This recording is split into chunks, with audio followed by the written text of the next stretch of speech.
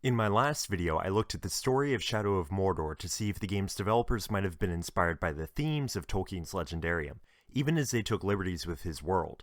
I argued that, intentionally or not, the developers tapped into a common theme in Tolkien's work, but their execution was very muddled. Fortunately for Monolith, nobody remembers Shadow of Mordor for its story. Reviews were unanimous in praising the gameplay, particularly the innovative Nemesis system. So in this video, I'll be asking some of the same thematic questions of Mordor's gameplay, specifically how it presents life for the orcs.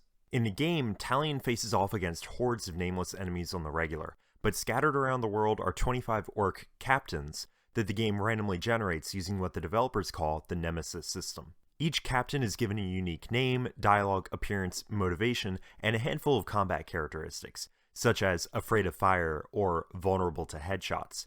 The characteristics give the player strengths and weaknesses to strategize around, and when it works well, the game's algorithm can wind up generating real characters. Braga the Huntmaster might be great at killing the animals Talion rides around on, he might wear animal skulls across his armor, and he might spend his time trying to assassinate his rival, Pigug the Defiler.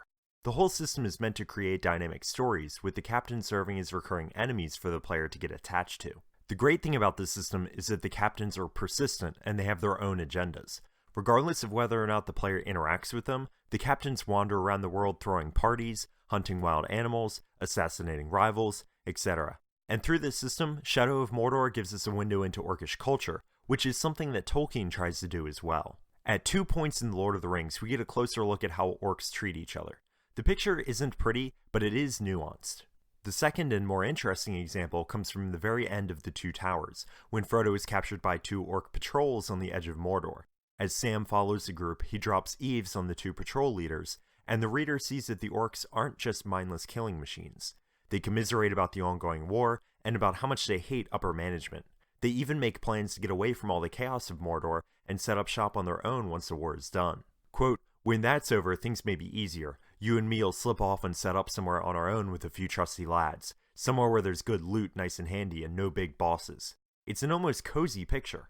Granted, the orcs are talking about becoming highway bandits and murderers, but it's quaint in its own way. The other case comes in the first half of The Two Towers, when Merry and Pippin are carried across Rohan by 2 groups of orcs. One orc urges the others, quote, "We must stick together. These lands are dangerous, full of foul rebels and brigands." We see a hint of cooperation, but it doesn't last long. In both cases, the orcs talk about working together, but they're too driven by greed and fear to follow through. When Sam catches up to Frodo and his captors, he finds that the orcs have already started killing each other over a shiny mithril coat. In the span of less than a day, the 2 captains go from commiserating about how frightening the Nazgul are, to selling each other out for the chance at a promotion. When push comes to shove, there's no loyalty, and fighting is the only way for the orcs to resolve a dispute. It's a similar story with Merry and Pippin's captors. The 2 bands of orcs can't decide on who should lead, and when the riders of Rohan show up, the orcs are too busy fighting to mount a defense. Shadow of Mordor's gameplay captures this tendency towards violence and fear. You never see an orc captain enjoying a moonlit walk or sharing a picnic with his fellow captains. They're always intimidating or murdering one another, and they're always afraid of being murdered in return. Their profiles list motivations like waiting for the next attempt on his life, afraid of Sauron, and afraid of being violently shanked. In combat, the player is encouraged to use the orc's fear against them, which causes them to panic and run. And if the player doesn't interfere with the orcs' motivations, they'll kill each other off in duels and ambushes. The first half of the game also includes a series of missions in which Talion recruits an orc named Ratbag as his sleeper agent. Talion helps the orc get promoted up through the rank of captains, and Ratbag helps take down the captains from the inside. Except, it isn't clear why Ratbag would want to be in charge. At the end of every mission, he carries a trophy of Talion's kills to an orc higher up in the food chain, and at the start of the next mission, Talion always finds Ratbag about to be imprisoned, beaten, or executed by his new boss. The orc fails to realize that his ambitions are going to get him killed.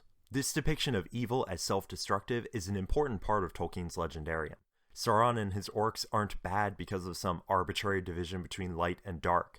They're evil because their actions make life nasty, brutish, and short, for others and for themselves. Evil creatures in Tolkien's world are driven by greed and fear, and they'll never be content with what life gives them. If Sauron does manage to conquer all of Middle-earth, it's not like he'll retire in peace to some cozy seaside resort.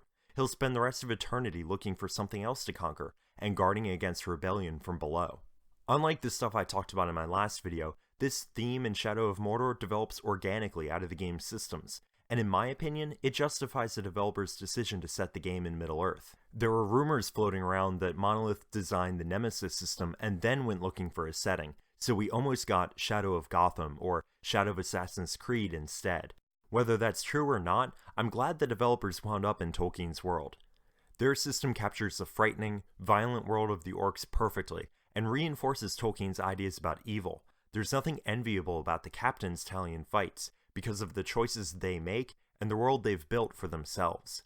This theme isn't as important in Shadow of Mordor as it is in Tolkien's works, and it would be nice if the main story of the game was more in sync with the themes developed by the gameplay. But it's undeniable that the developers touched on something profound with the Nemesis system.